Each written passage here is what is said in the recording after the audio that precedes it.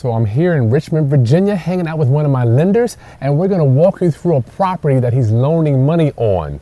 Further, he's gonna show you how he loans money and what type of projects he's interested in doing. So we're gonna go inside and look at it. Let's do it.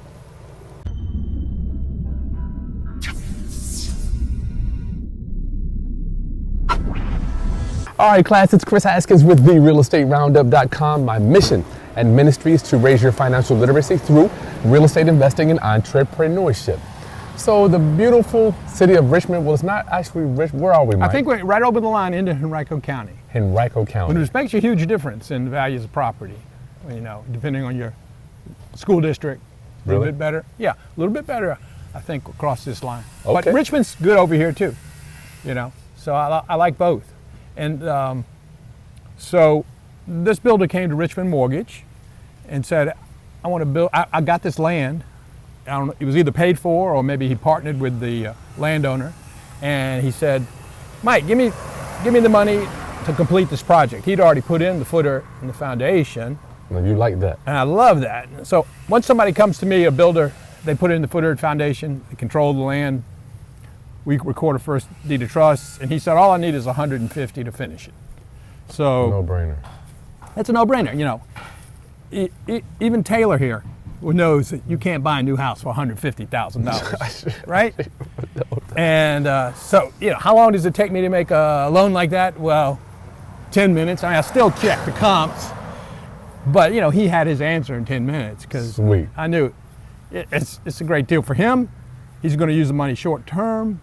So his interest won't accumulate too much because he's quick, and he'll probably be in and out 3 to 4 months max. Oh, cool. Yeah, cool. He's a quick builder. Yeah. So let's talk a little bit about the site, Mike. Yeah. Did we show that, or we just show down here? Yeah, good, bro. So, you know. Yeah. Let's talk about the neighborhood real quick, Mike. Do you like this neighborhood? You love it? I do. Hate it? No. Why? I like this neighborhood. Or why? Well, it's an affordable neighborhood. Okay. And what is affordable? Give me the definition of affordable. The monthly payment on somebody buying the house is about the same as you're going to rent. Maybe a little bit more. Got it. But, you know, if you can get a monthly payment where it's about the same as rent, why not buy? And the sales price on this one is what? I think it's going to be around $275. He's going to shoot for $300. Could be in the range. Got it. Depends on the demand, and, you know. And do you know how many beds and baths this is? 3 bed, 2 bath. 3-2. Yeah. That's like gold. Yeah. So, yeah, it's a nice neighborhood, very affordable neighborhood. Okay. It's hard to find affordable housing. And anything under 300 is hard to work out. So we're in the Richmond area and surrounding areas, affordable housing is going to be under 300. Yes. Yeah. Because I know in Hampton Roads it's roughly like 250. Yeah. So he didn't have to do a lot of site work here. They didn't make him put in any storm drains, which that can be costly. Mm-hmm. They just made it probably grade it a little bit so it water run where they want it to run for the city. Looks county. Like it's draining right off here. There's a drain right off of there. I'm good with that. All right. So, you know, it depends on the demand. Like he may get over 300 for this, depending on the interest rates at the time. You know, Fed just raised the rates another quarter point. They did. So that means things aren't quite as affordable, you know, for people. But he's in a sweet spot. He's got flexibility. So maybe he won't make quite as much, but he's going to turn these quick. So he finds these lots, he turns them quick. He makes money. So let's look inside. Mike, so my daughter hit it. Taylor, what were you saying? Oh, I was just wondering if this deck had to be fenced around because it's and of course, you know, logic tells you it has to be. Code's going to require that. You wouldn't want a little kid or adult, actually, falling off a porch like this. So you got to comply with the code, and they will, but they're in the middle of construction, and that'll come near the end. Got it. So let's go inside and listen to them hammer a little bit. Yeah. So first floor, man, it feels warm in here already. Yeah. Give them a pan, Taylor. So this is, do you know the floor plan at all, Mike? You know, they're all a little different, but over here looks like you got your half bath. Yep, half bath right there. Right there. And then you got a closet space. They're going to have a great room. Kitchen probably over there where he's working. Oh, okay. And I like this open, man. So this is where we hang out and watch TV. This is the family hangout area. Yeah, this will be the family room, and with the kitchen down at that end. Cool, we can get out of y'all ways, brother. We'll go walk upstairs. Anybody upstairs? This is the kitchen. Couldn't bother? The HVAC guy's out right now. Okay, good. There's a kitchen, Mike, just so we can get it for the video. Yeah, she can get her. Taylor, from this area, give him a pan over there so we can see. Looks like they might do an island, maybe, you thinking, or is it all just one L? I don't know. Probably going to do, probably the L is my guess. Electrician might know. Do you know if there's an island here, or is it just no island? Just L. Okay. L on the cabinet. Nice. Okay, sweet. No island. No island. Okay, cool. I like it. Still feels big. Yeah, going to feel. I think it's a great value for your dollar. Let me peep out here, Mike. I want to at least peep. Okay. Okay, so the deck looks like they're doing a landing here. No deck yet. Now, we don't know if they're going to put a deck in, but the landing. Nice backyard too, Mike. Yeah, it's going to be a nice house.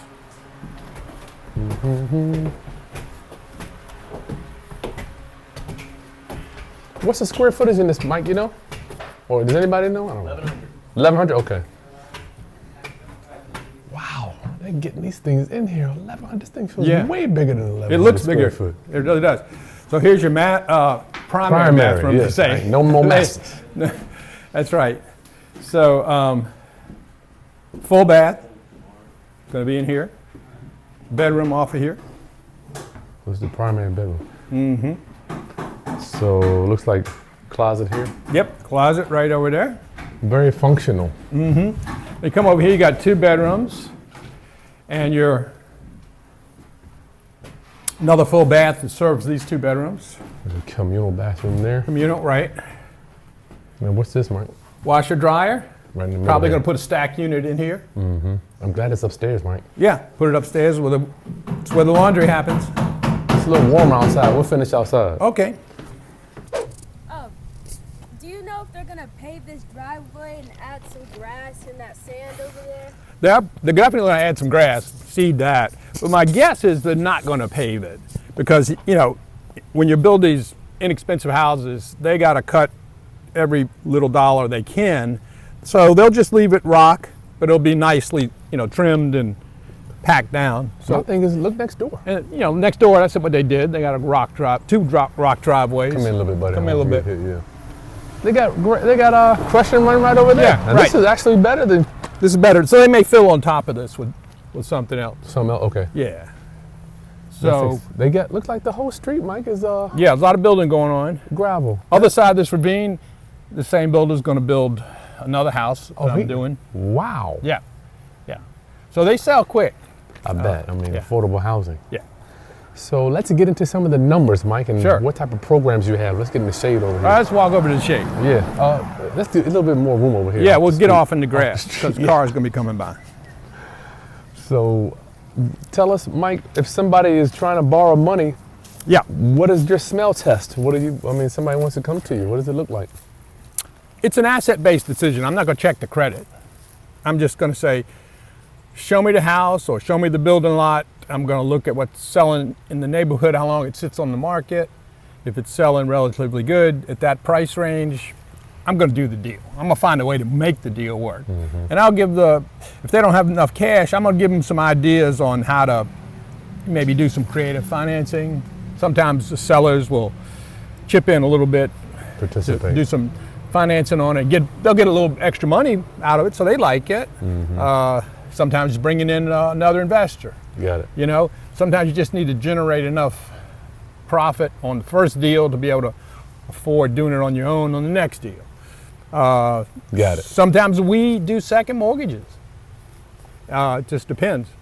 Got to make sense. Any kind of creative financing, all the ones that Chris teaches you in his courses, we use them. We tell our investors to use them, and Chris can explain all those to you in his video. Gotcha. So for a new investor, Mike, coming towards you, give me just the overview, because a lot of new investors are a little nervous to come into hard money, and they don't want to give up the profit and all this stuff. So I just want you to just give us some advantages of using hard money as a new investor. Well, the first thing you need to do is you need to find a deal, come off a road, car coming,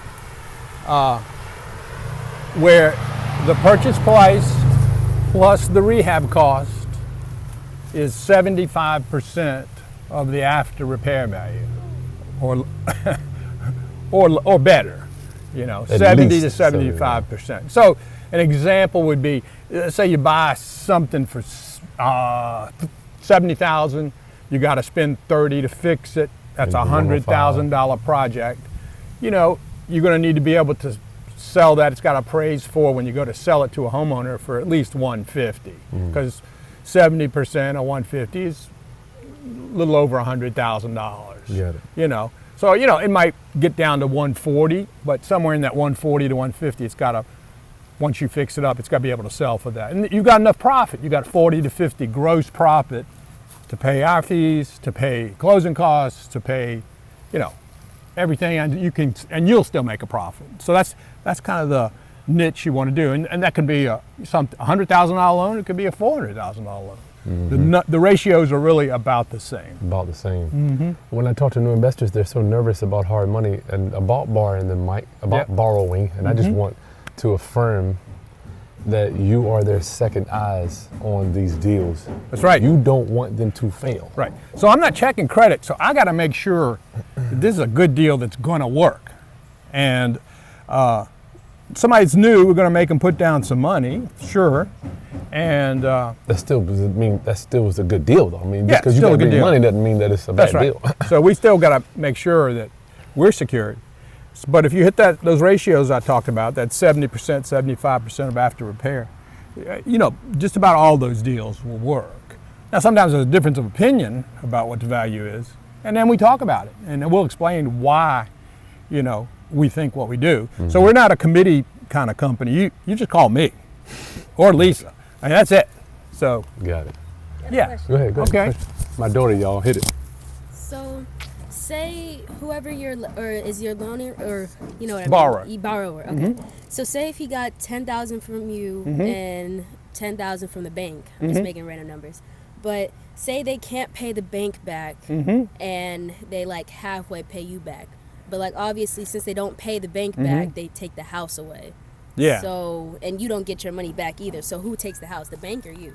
Well, if the bank said we got to have a first deed of trust loan, they got to be the first position. You can break that down quickly, Mike. You don't got to give them a 30-minute explanation, but some people don't even know what a first and second is. That's true. Quickly, though. Okay. Well, if the bank's ahead of us, we're going to find a way to protect ourselves so that we can pay off the bank and take the property back if the bank starts to foreclose on the property. So in other words, you're saying you don't mind, you'll get into a deal with a second position if you don't mind paying off the lender if it goes bad. Right.